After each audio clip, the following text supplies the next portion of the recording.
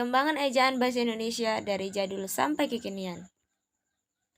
Ejaan sangat penting dalam penulisan resmi seperti surat, lamaran pekerjaan, email, pengumuman, bahkan chat WhatsApp untuk guru.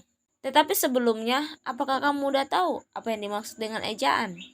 Menurut KBBI Daring, ejaan adalah kaidah cara menggambarkan bunyi-bunyi atau kata, kalimat, dan sebagainya dalam bentuk tulisan atau huruf-huruf serta penggunaan tanda baca.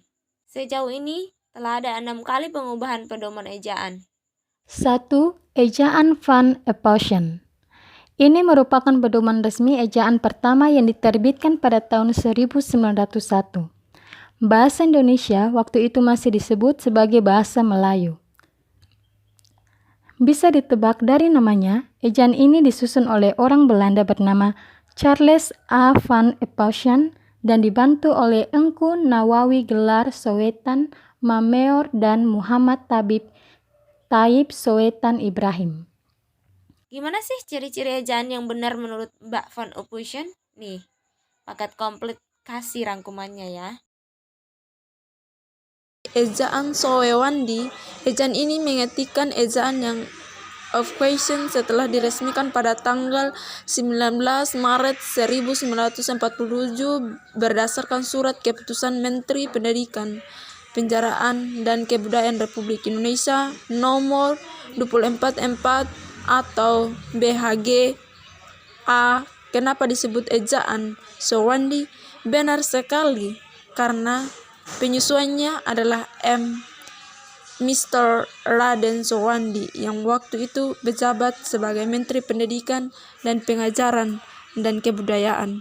Oh iya, ejaan ini dikenal dengan sebagai ejaan Republik Iho. Pembaharuan dari ejaan Sowandi terletak dalam penggunaan diftong, gabungan dua huruf vokal OE yang diganti menjadi huruf U, dan dihapuskannya tanda apostrof. Nah, tanda apostrof ini diganti menjadi huruf K atau tidak ditulis sama sekali. Contohnya, jum tanda petik tunggal at diganti menjadi jumat.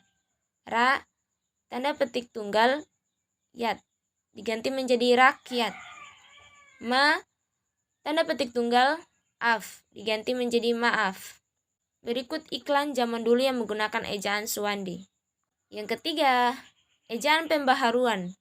Melalui Kongres Bahasa Indonesia II di Medan tahun 1954, Profesor Muhammad Yamin menyarankan agar ejaan Sowandi disempurnakan.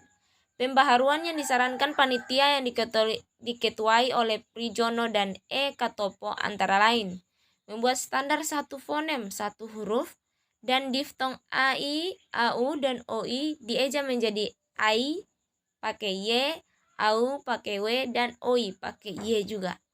Selain itu, tanda hubung juga tidak digunakan dalam kata berulang yang memiliki makna tunggal seperti kupu-kupu yang seharusnya kupu strap kupu menjadi kupu-kupu, dan yang seharusnya alun strap alun menjadi alun-alun, digabung semuanya.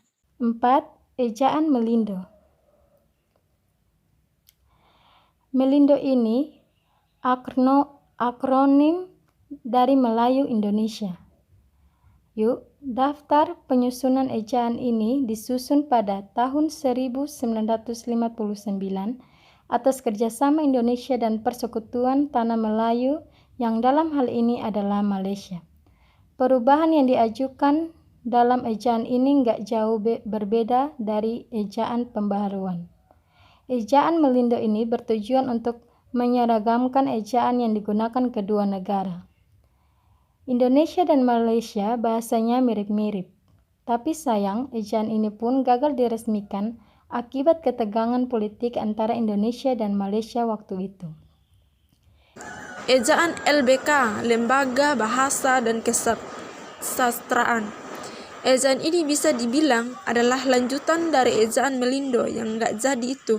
Panitianya masih campuran antara Indonesia dan Malaysia dan dibentuk pada tahun 1967. Isinya juga nggak jauh berbeda dari ejaan yang disempurnakan yang akan dijelaskan selanjutnya. Hanya ada perbedaan di beberapa kaidah saja. Adapun huruf vokal dalam ejaan ini terdiri I, U, E, O, A. Dalam ejaan ini istilahnya istilah asing sudah mulai diserap seperti ekstra, dan gelira-geliranya. Keenam, ejaan yang disempurnakan atau EYD yang kita kenal sekarang. Kamu pasti udah kenal dong sama yang namanya EYD. Ejaan ini berlaku sejak tahun 1972 sampai 2015. Di antara deretan mantan ejaan di atas, EYD ini yang paling awet. Juga, ejaan ini mengatur secara lengkap tentang kaidah penulisan bahasa Indonesia, antara lain tentang unsur bahasa serapan, tanda baca, pemakaian kata, dan pelafalan huruf E, penggunaan huruf kapital, dan penggunaan cetak miring. Selain itu, huruf F, V, Q, X, dan Z yang kental dengan unsur bahasa asing resmi menjadi bagian bahasa Indonesia.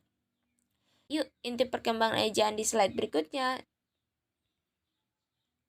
Ejaan Bahasa Indonesia yang terakhir, EBI.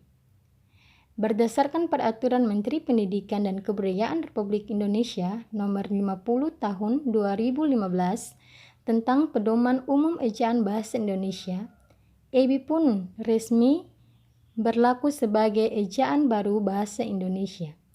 Katanya, latar belakang diresmikan ejaan baru ini adalah karena perkembangan pengetahuan, teknologi, dan seni sehingga pemakaian bahasa Indonesia semakin luas. Ejaan ini merupakan menyempurnakan EYD, terutama dalam hal penambahan difton, penggunaan huruf kapital dan cetak miring, terutama dalam hal penambahan difton, penggunaan huruf kapital dan cetak tebal. 1. Huruf diftong yang berlaku antara lain I, AU, E, OI. 2. Lafal huruf E menjadi 3 jenis, contohnya seperti pada lafal peta kena militer. 3. Penulisan cetak tebal untuk menegaskan bagian tulisan yang sudah tulis miring dan bagian-bagian karangan seperti judul, bab, dan subbab. 4. Huruf kapital pada nama julukan seseorang, contohnya Pak Haji Bahrudin. 5. Tanda elipis digunakan dalam kalimat yang tidak selesai dalam dialog. Selain perkembangan dalam ejaan, bahasa Indonesia juga mengalami pembaruan dalam teknologi. Sekarang ini, kalian jadi lebih mudah kepoin KBBI dan EBI karena sudah dibuat versi daring. Jadi buat yang masih butuh kejelasan hubungan ini, maksudnya penjelasan tambahan tentang EBI, bisa meluncur ke EBI daring.